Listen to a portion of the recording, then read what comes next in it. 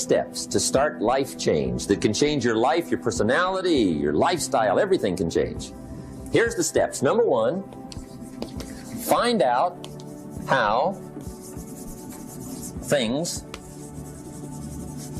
work. The first key to doing better is find out. To change your life, really, you need ideas. There isn't anything an idea can't change. And Schoaf taught me the major problem is lack of an idea, not a problem. At first I didn't have any money. I said to Mr. Schoaf, I don't have any money. He said, that's not a problem. Now see, up until then I always thought it was. Right? I was confused. He said, no, the problem is lack of an idea on how to create money and wealth. It isn't lack of money, it's lack of ideas. So if you get the ideas, see, you can change anything. Now to get ideas, you need a constant study of finding out. Now Schoaf also said, when you find out something that works, put the information in your journal. Don't use your head for a filing cabinet. Put it in your journal so that you can do the next best thing. Repetition, repetition, repetition. Go over it. And if you repeat it, go over it, sure enough, someday, some mysterious day, the idea takes root, starts to grow, and shows up in your bank account, and your dress, and your personality, and your lifestyle. But capture the ideas in your journal. Find out how things work. Schoaf gave me this word for my life change. He said, study. Great word. If you wish to be successful, study success. If you wish to be happy, study happiness. If you wish to be wealthy, study wealth. Don't leave it to chance. Make it a study. Some people just go through the day with their fingers crossed. See, that won't do it. You've got to study the things that can change your economic, social, spiritual, personal life. Now here's a qualifying phrase. And we'll have several of these qualifying phrases throughout the seminar. Here's the first one. You may not be able to do all you find out. I understand that. You may not be able to do all you find out, but you should find out all you can do. See, you don't want to wind up at the end of your life and discover that you've lived only 1/10 of it. And the other 9/10 went down the drain. Not for lack of opportunity, for lack of information. So that's number one, find out how things work. Now here's the best human virtue for finding out, curiosity. Make a note of that. Curiosity. Be curious. You might add a word to it that'll help. Childish curiosity.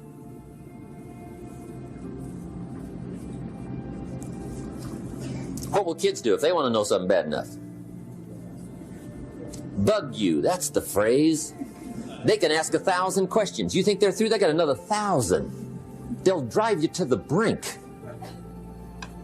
It's a virtue.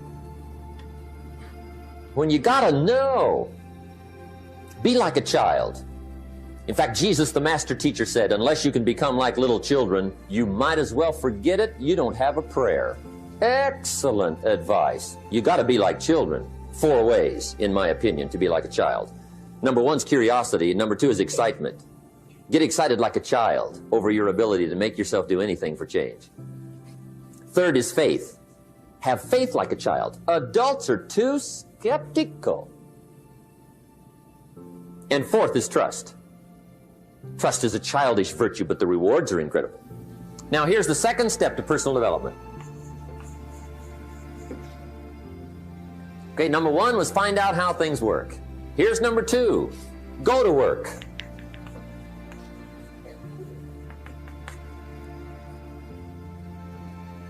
You must now take action on what you found out. In doing business around the world, we call it game plan. Put together your game plan. One of the major things we teach on the weekend seminars, game plans. How to game plan your office. If you're in sales, you need a game plan. Kids need a game plan. You need a home game plan, social game plan, a business game plan. Everybody needs game plans. Financial independence, game plan. Your investment, game plan. Don't think in your head. Put it on paper. Don't operate out of your mind. Operate from paper. I often ask somebody, what are you going to do the next 6 months? and somebody starts to tell me, I say, no, don't tell me, show me. Show me your game plan for the next 6 months. Then I can look at things and maybe I can help. But you got to operate from paper. Put it on a game plan, take action on what you found out. Now here's the best word I know of to go with action. Massive. See, that'll change everything. Massive action is called the cure-all. If you're going to make calls, make a few thousand. If you're going to make contacts, make a few thousand. If you're going to knock on doors, knock on a few thousand. See, that'll change everything. Here's the language of the poor. I'll try it a time or two and see what happens. It's the way poor people talk. The guy says, well, I'll give it 30 days. 30 days, you could guess his bank balance. You've got to have a better game plan. So here's one of the major things to do starting tomorrow. Take a look at your game plan. If it isn't loaded with massive action, change it. Tomorrow. Action. The formula really works like this. Pick up a good idea, take heavy action. Pick up a couple of good ideas, take heavy action. That's the formula for success. Heavy action.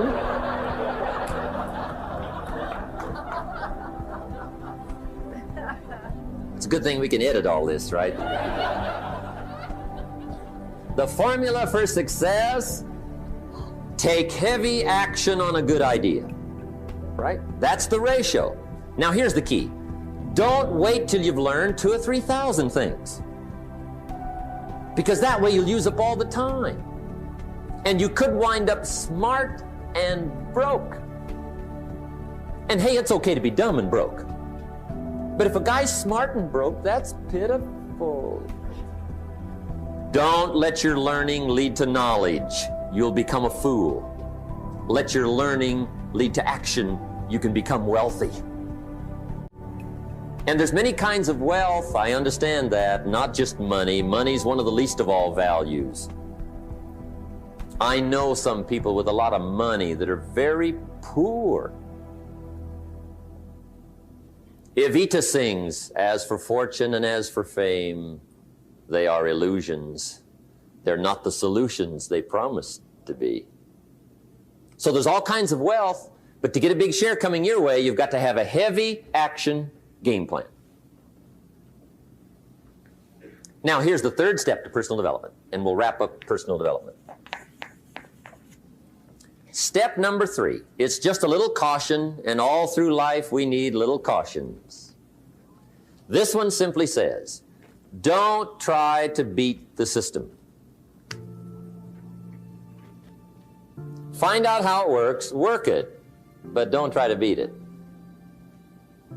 Some people learn just enough to start slicing it, shading it, thinning it, cutting corners, and looking for cheap answers. See, don't fall for that. You'll wind up with a cheap life.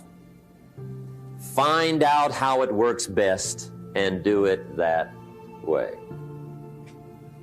Even though it seems to take a little longer, do it right. Don't compromise with right. Now, under this step, here's another key. Be a quick learner. Don't let it take long to teach you. Learn quicker. One guy said he broke his nose 7 times in the same place. Somebody says, looks like you'd stay out of that place. Learn quicker. Now, the third point here is don't be stubborn. See, some people won't change even when a better way comes. They say, well, I've been doing it this way 30 years. Hey, be ready for change. If it's a better way, go for it. But don't try to beat it. Or you'll be like the guy that went to Las Vegas. He didn't have much money, so he didn't want to risk his money gambling. But he gets to Las Vegas and the jackpot bells are ringing, the money's flowing, the lights are flashing, and he can't help himself. He's got to gamble. But instead of gambling with his cash, he decides to play the mental gambling game. And the brilliant scheme he worked out goes like this. He'd pick a number like number 3. Mentally, he would bet a certain amount of money on the number. And whether it won or lost, he would jot down that amount in his little pad. I would have won $5 if I'd have made that bet. Just to keep track of it, win or lose. That way, come midnight, he can calculate how he's doing, win or loser, how much, only not his money. Keep his money, Just play this mental gambling game. So here he is around the gambling table, everybody else shelling out their hard-earned cash. He's got this brilliant scheme. Instead of betting with his money, he's betting with his mind, and he lost his mind.